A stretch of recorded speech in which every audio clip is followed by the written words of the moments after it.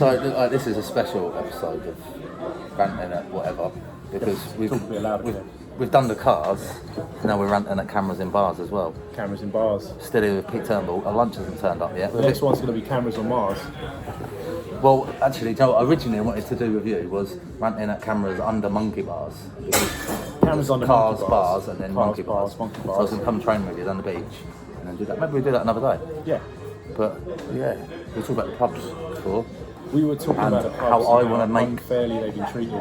I mean, this pub chain itself had like about 600 pubs, and during the COVID pandemic, they've had to close half of them. So they've only got like 300 now.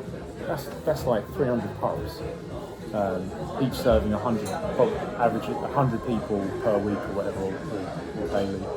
That's a lot of people that are not meeting each other and are not socialising and are not having their social hub opened.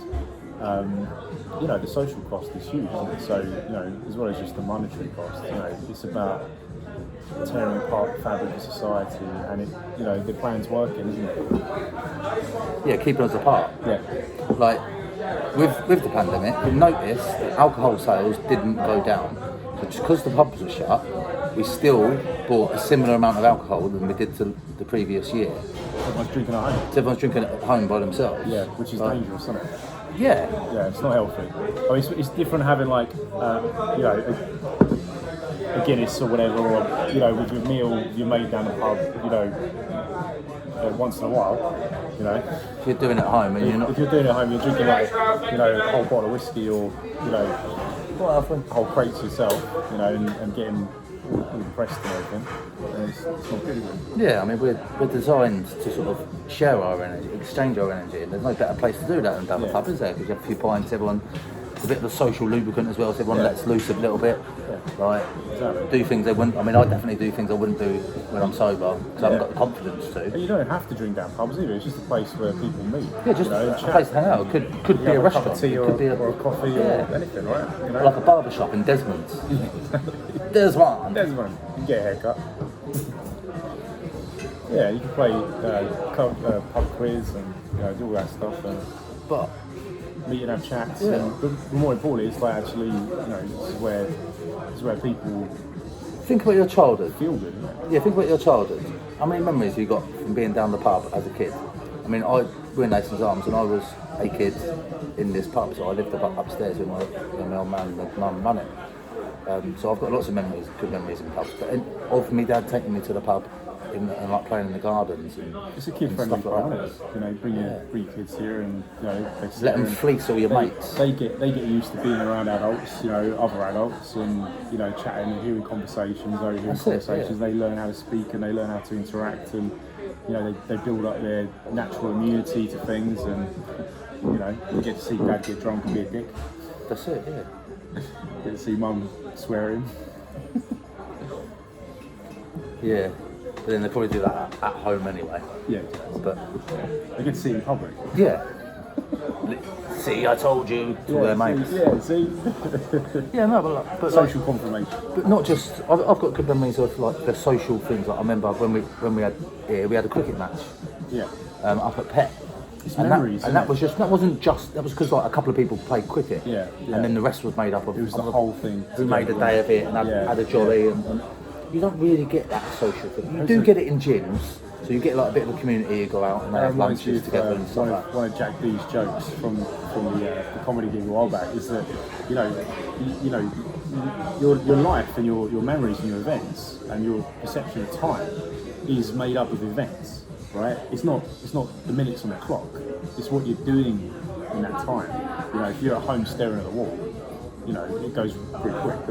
Yeah, I mean, you're much better being at the pub staring at the wall. Exactly, yeah, staring at the pub's wall. Yeah. This is an awesome one. It is, yeah. So, that is Braille. It's got a message.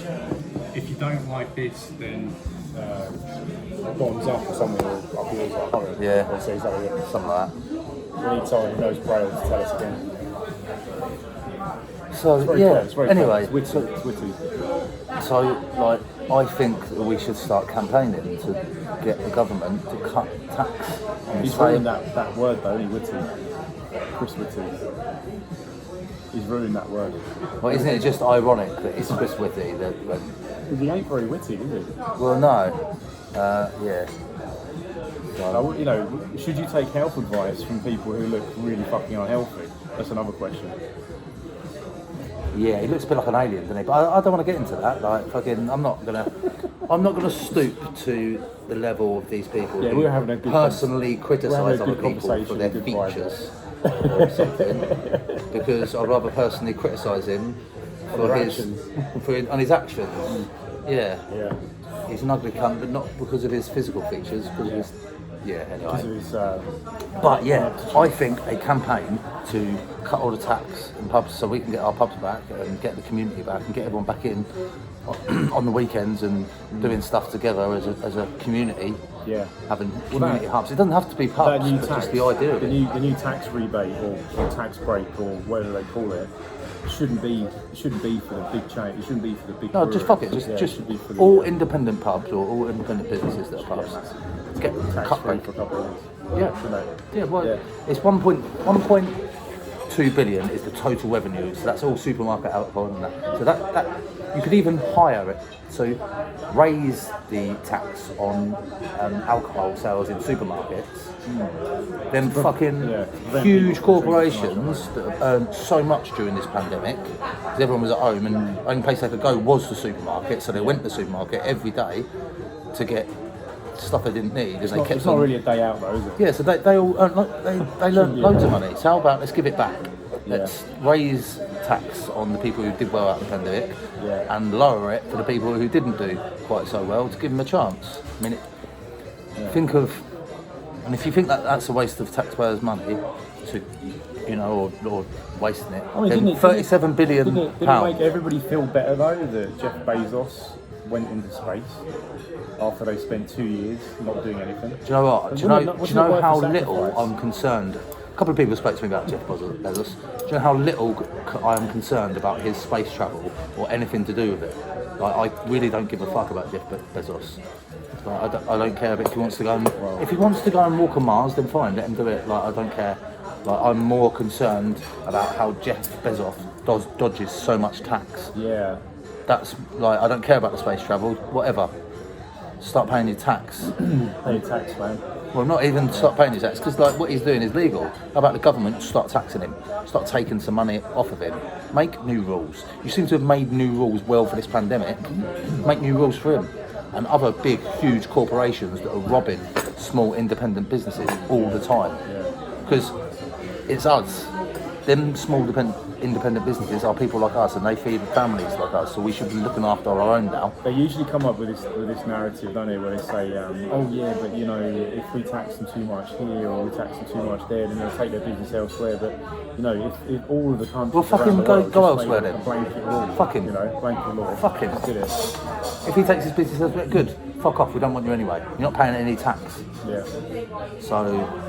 And it's a monopoly as well. Someone else will take his place. I think he will pay the tax. When it comes down to the monopoly rules as well, nobody's looking at that, are they? How they've monopolised the infrastructure and delivery systems and position themselves in a indispensable way. It happens anyway. Like if you look at the media, it happens there, and no one gives a fuck about it. Yeah, people do need to. There's what is it? Something like 6 people. But if you actually look at the whole global network of media, you get people like Rupert Murdoch, who owns so many of them, and then one of these. But even those 6 people probably work for one shadow company. Well, I mean that you can't prove, but you can prove that of course you can't. that very few people actually own like 98% of the media. Yeah. So if them 5 people colluded, and how powerful a tool that is. Yeah, and they may have also some form of controlled opposition as well, where they actually control what the opposition is saying too. So they can control narrative. So they can by doing that they can actually. It's like playing a game of chess with yourself. You're always going to win, aren't you? that make sense? Yeah. If you're, that is a good analogy. It took me a little while to. But everyone's going to think, oh, this game of chess is really important, and I hope that side wins because I'm on that side. But actually, the game of chess is being played by one giant corporation. Yeah. So you think it's actually two people or one blue side, red side. And we're not even the pawns. Yeah. We're like the table. We're not even the table. We're like we're the mould underneath the pawns, maybe. we're an ant squashed underneath the chessboard, just propping it up. Yeah. So we're just like that's maybe not the best analogy, but Can I be the elephant underneath that table? Can I be the elephant underneath the table with the chessboard on top and all the other stuff on top? Yeah, I'm the elephant underneath the table. right, I've got an excuse for this because I took magic mushrooms last night, so I'm a bit.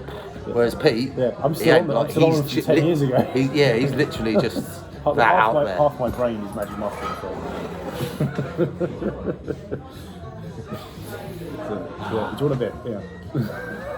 I mean that right there is a I think a control. Like magic mushrooms are illegal, yet they grow in Hastings. You can pick them in Hastings. You can take them and you can have a psychedelic experience. So if you had some bread that got moulded and you ate it and you tripped out, technically breaking the law,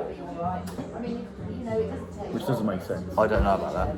I know that if you pick up a Liberty cap from, let's say, the Hastings Country Park, not that there's any there, there's definitely isn't any there. Don't go looking for them there because there's none there. In a field, and one of those mushrooms got in your sandwich and you ate the sandwich, technically you're breaking the law. Yeah, brilliant. Thank you, mate. Lovely, man. Nice one. Cheers, pal. Thank you. Well, our lunch is here, so I think that's that.